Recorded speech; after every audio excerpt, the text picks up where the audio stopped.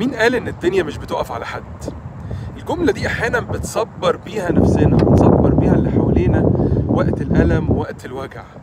جايز تكون حقيقية ان الدنيا ما بتقفش، بس احنا حياتنا صدقوني بتقف.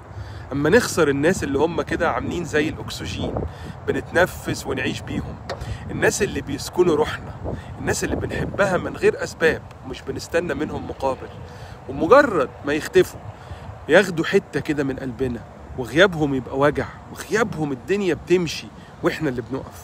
يمكن الدنيا ما بتقفش، لكن حياتنا بتتجمد اما يحصل لنا خيبة امل في اقرب الناس لينا.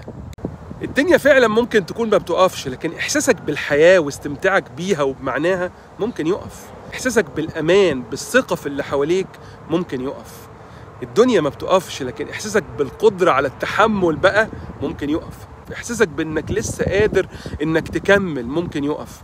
الدنيا ما بتقفش، لكن احساسك بانك تكون عايش مجبور الخاطر من غير كسرة نفس ولا زلة روح ممكن تقف. الدنيا فعلا ما بتقفش، لكن الحقيقة ان احنا اللي اكيد بنقف.